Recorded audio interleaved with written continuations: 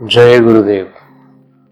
जैसा कि बहुत से लोगों ने क्वेश्चन पूछा है कि जब अथर्वशीर्ष हम लोग जो पाठ करते हैं और या चैंटिंग है या अथर्व विद्या का जब आप ध्यान आप करते हैं तो इन सब का बेनिफिट क्या है, ठीक है, ये हमें क्यों करना चाहिए। तो इसलिए ये आज के वीडियो में आज हम समझेंगे कि अथर्वशीर्ष हमें क्यों करना चाहिए और इसके क्या फायदे हैं।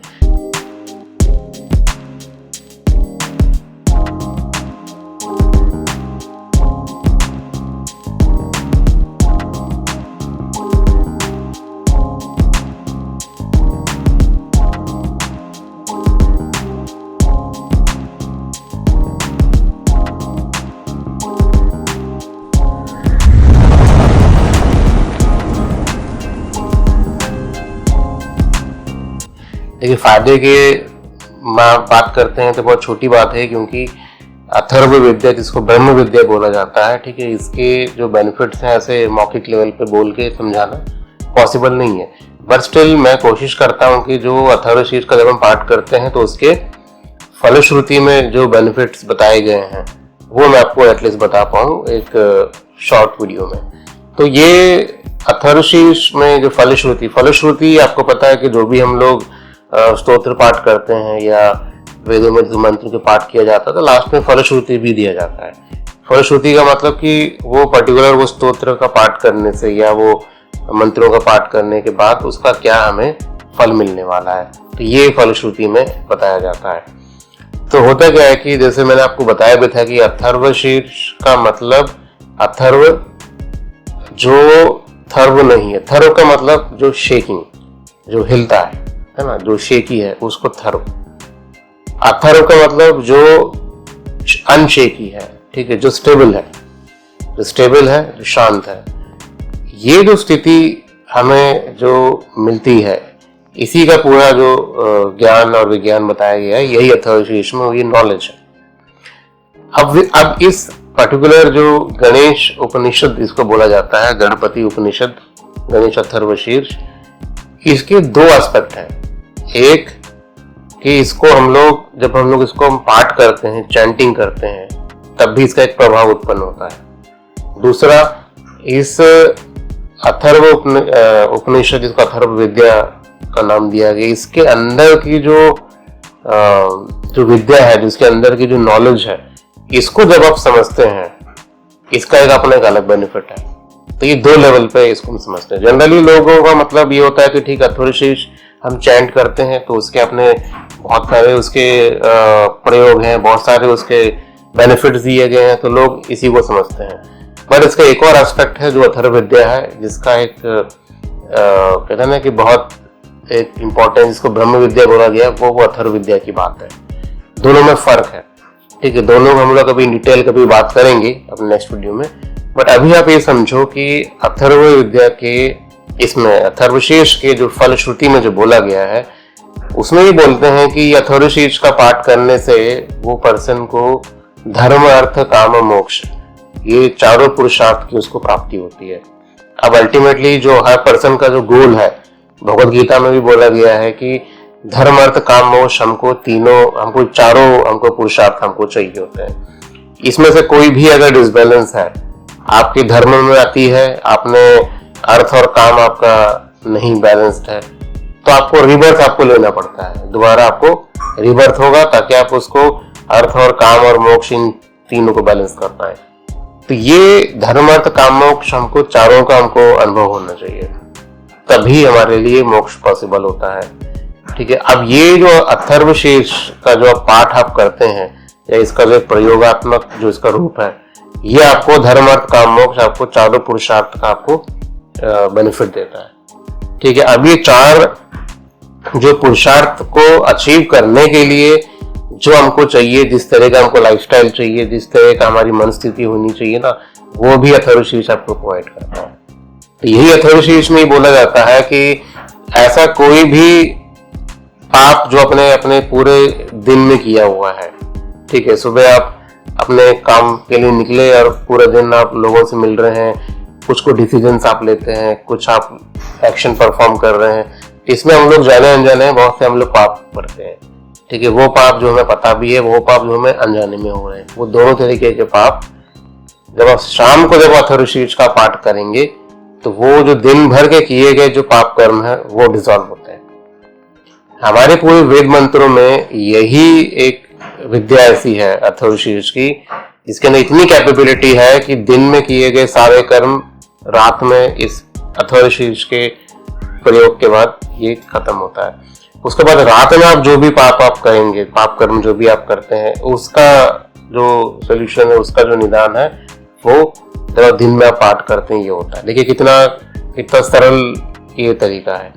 बट इसका मतलब ये नहीं कि खाली पाठ कर लेंगे हो जाएगा, नहीं, इसको पाठ करने का भी एक तरीका है और अथर्वविद्या का भी अपना प्रयोग में लाने का एक तरीका है। तो दोनों चीजें आप करते हैं तो ये जो वचन जो बोले गए हैं कि दिन में किए गए पाप शाम के पाठ से खत्म होते हैं, रात भर के किए गए पाप दिन के सुबह के जो प्रातः काल में जो आप पाठ करेंगे उससे ये डिसॉल्व होता है। तो ये अपने आप में बहुत बड़ा रहस्य है। तो ये हम अपने जो हमारा 16 दिन का जो कोर्स है अथर्वशीर्ष का, उसमें हम डिटेल में हम लोग बात करेंगे इस चीज को, ठीक है। तो ये आपको इसका बेनिफिट समझ में आया कि चारों पुरुषार्थ का हमें मिलना और साथ में ये जो दिन और रात में किए गए जो पाप हैं इसका विमोचन करने के लिए भी अथर्वशीर्ष वहां भी आपको हेल्प करता है। इसके अलावा अथर्वशीर्ष की फलश्रुति में पहले ही उसमें बोला गया है लाइन में कि ये विघ्नों को भी नाश करता है। अब विघ्न का मतलब क्या है? देखिए आज के समय में विघ्न आपको बहुत तरीके से मिलता है। कोई अपना बिजनेस कर रहा है, ठीक है, तो उसके लाइफ में विघ्न है कि उसका कुछ प्रॉब्लम्स बिजनेस में ऐसी खड़ी हो गई हैं जिसका वो सोल्यूशन नहीं निकाल पा रहा है, ठीक है। धन की समस्या है, वहां पर विघ्न बने हुए हैं, ठीक है। आपको इन्वेस्टमेंट करके बैठे हैं, वहां पैसे फंसे पड़े हैं, वो एक अलग विघ्न। आपके पारिवारिक उसमें विघ्न है, ठीक है। बहुत हर तरीके के लेवल पे हमें विघ्न है। मानसिक लेवल पे हम एक अलग तरीके की पताड़ना हम लोग झेल रहे हैं। तो हमारी लाइफ में हर जगह पे हमें विघ्नों का सामना करना पड़ता है। तो ये अथर्वशीर्ष उन विघ्नों को भी खत्म करता है। तो इसका मतलब ये नहीं कि कुछ जादू हो जाना और विघ्न आने बंद हो जाएंगे, नहीं, वो आपको इतना कैपेबल बनाएगा। वो अथर्वशीर्ष, वो अथर्व विद्या जब आपके अंदर जगती है, तो ब्रह्म विद्या जब आपके अंदर आती है, तो वो आपको इतना कैपेबल बनाती है कि आपको अपने स्पीच के लेवल पे, अपने थॉट के लेवल पे, अपने एक्शन जो आप करते हैं, इन सब के लेवल पे आपको ना आपकी इम्प्रूवमेंट आपको दिखाई देती है। तो जब आपके खुद के अंदर इम्प्रूवमेंट होता है, आपके decision capabilities, decision making capabilities में जब आपको एक प्रभाव आपको दिखाई देगा, एक आपको डिफरेंस आपको दिखाई देता है, तो ऑब्वियस बात है कि चीजों को आप ज्यादा बेटर तरीके से आप हैंडल कर पाते हो। तो ये चीज आपके अंदर डेवलप होगी जो आप प्रैक्टिकली अपनी लाइफ में आप देख पाओगे। तो ऑब्वियस बात है कि ये सब चीजें अब आपके अंदर कैपेबिलिटीज डेवलप होंगी तो विघ्नों को भी आप आसानी से आप उसको दूर कर पाते हैं। दूसरा एक तो ये होगा कि आपके अपने लेवल पर विघ्नों को आप खत्म कर दो। दूसरा कि ऐसी जो विघ्न है, ऐसे जो डिफिकल्टीज जो एनवायरमेंट की वजह से आपको फेस करनी पड़ती है, जिसमें आपका कोई जोर नहीं है, वो चीजें भी डिसॉल्व होनी स्टार्ट होती है। यूनिवर्स आपके साथ ना रिएक्ट करना शुरू करता है ना। आपके साथ वो रिएक्ट करने का मतलब कि आप जो भी एक्शन परफॉर्म करते हो, यूनिवर्स बदले में उसको भी रिएक्शन में लेने की वो एक आपको वो दिखाई देता है। अच्छे कर्म करेंगे उसका फल तुरंत आपको मिलता है। तो आपकी वो हैबिट, आपका हैबिचुअल आप हो जाते हो कि जो भी कर्म आप करते हो तो हमेशा वो सही डायरेक्शन में आप करना स्टार्ट करते हैं। ये और अथर्वशीर्ष का जो सबसे बड़ा बेनिफिट है, ठीक है, जो शायद ही ऐसा कोई सूक्त, ऐसा कोई मंत्र हमारे इसमें है वेदों में जो ये काम कर सकता है, जो अथर्वशीर्ष कर सकता है। अथर्वशीर्ष में बोला गया है कि अथर्वशीर्ष के पाठ से पंच महापाप का भी समाप्ति होती है। पंच महापाप का मतलब क्या है? 5 तरीके के ऐसे पाप जिसका कोई निदान नहीं, जिसका कोई सोल्यूशन नहीं है। उन्हीं पंच महापापों में एक ब्रह्म हत्या आता है, ठीक है, ब्राह्मणों की हत्या या एक ऐसे पर्सन की हत्या जो किसी knowledge sharing, knowledge giving, knowledge development की किसी कार्य में है और आपने उसका नुकसान किया, आपने उसकी हत्या करी है। ये ब्रह्म हत्या का जो दोष लगता है ना, इसका जो निदान है ये बहुत डिफिकल्ट होता है और शायद ना के बराबर है। बट अथर्व विद्या ही एक ऐसी विद्या है जिसके थ्रू ये ब्रह्म हत्या का भी दोष का निवारण होता है। ये भी अपने आप में बहुत बड़ा रहस्य है। अब अथर्व विद्या जब मैं बार बार बोल रहा हूँ, ध्यान में रखिएगा, मैं इंक्लूसिव उसका चैंटिंग प्लस उसका जो एक ध्यान की जो प्रक्रिया है, दोनों को मिला के मैं बात कर रहा हूँ। तो पंच महापापों में एक महापाप है ब्रह्म हत्या। दूसरा जो महापाप होता है, जैसे आप लोग देखते हैं, लोग आज के टाइम पे ना लोगों का धन हड़प रहे हैं, किसी की प्रॉपर्टी हड़प रहे हैं। अब ये जो हड़पने का जो सिस्टम चल गया है, ये जो आप जबरदस्ती आप चीजों को छीनते हैं, ये भी एक ऐसा महापाप है जिसका कोई सोल्यूशन नहीं है। गरुड़ पुराण में इन सब पांच महापापों के ना अलग तरीके की पनिशमेंट की बात होती है। पर ठीक है, ये आपके पास अभी एक ऐसी एक विद्या है जिनके थ्रू अगर आपने जाने अनजाने में ऐसा कुछ कर्म किया है तो उसको आप रिजॉल्व कर सकते हैं, और आपकी इंटेलिजेंस, आपकी इंटेलेक्ट लेवल, आपकी कॉन्शियसनेस इतनी इम्प्रूव और इतनी चेतना का स्तर आपका इतना बढ़ जाता है कि आप इस तरह के कर्म आप करते नहीं है। ठीक है, तो ऐसा मैं ये नहीं कहता कि आप इस तरह के कर्म करो फिर तो चीज का पाठ करने बैठ जाओ, नहीं, ऐसा नहीं। ये आपको चीजों को करने से रोकती है। ठीक है, तीसरा जो पंच महापाप में बोला जाता है वो है आपका, पता है कि हमारे जो गुरु का जो स्थान जो वेदों में ना बहुत उच्च दिया गया है। ठीक है, बहुत हाईएस्ट लेवल का जो इम्पोर्टेंस है वो गुरु को दिया जाता है, क्योंकि गुरु ही एकमात्र वो तत्व है, गुरु ही एकमात्र वो पर्सन है जो आपको उस ब्रह्म विद्या से मिलवाता है या उस देवी देवता से आपको परिचित कराता है। ठीक है, वो उस कॉस्मिक एनर्जी से आपको परिचित कराता है, वो आपको ज्ञान देता है। ठीक है, अब ऐसे गुरु का अपमान करते हैं आप, या गुरु और गुरु की पत्नी जिसको हम लोग गुरु माँ बोलते हैं, ये हमारे लिए पूजनीय होते हैं। तो ऐसा दोष जो इस गुरु पत्नी के समागम से या इनके ऊपर गलत दृष्टि रखने से जो दोष उत्पन्न होता है, इसका भी कोई सोल्यूशन नहीं है, ये भी महापापों में काउंट किया जाता है। इसके अलावा हत्या, ठीक है, आप चाहे आप वो बाल हत्या बोल लीजिए या फिर पशु हत्या बोल लीजिए, ये हत्या का दोष भी महापापों में काउंट होता है। और आखिरी जो महापाप बोला जाता है वो है व्यसन, जो लिकर, शराब, अल्कोहल, इन सब चीजों का जो सेवन किया जाता है, ये करना और ऐसे लोगों के साथ रहना, ये भी महापाप में काउंट होता है।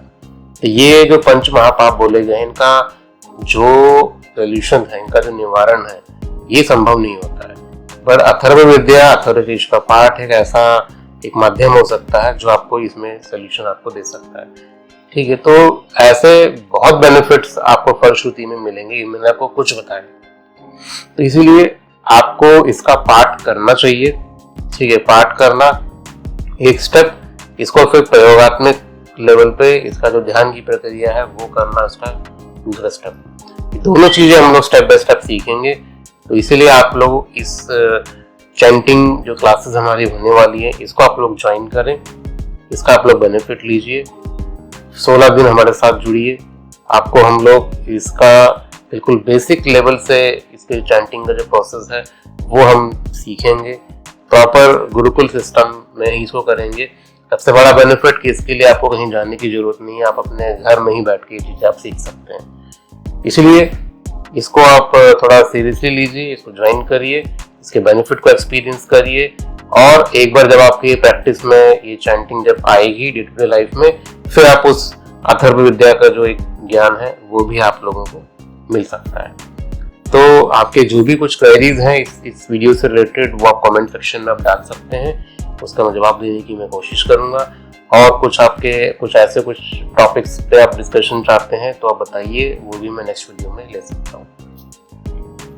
जय गुरुदेव।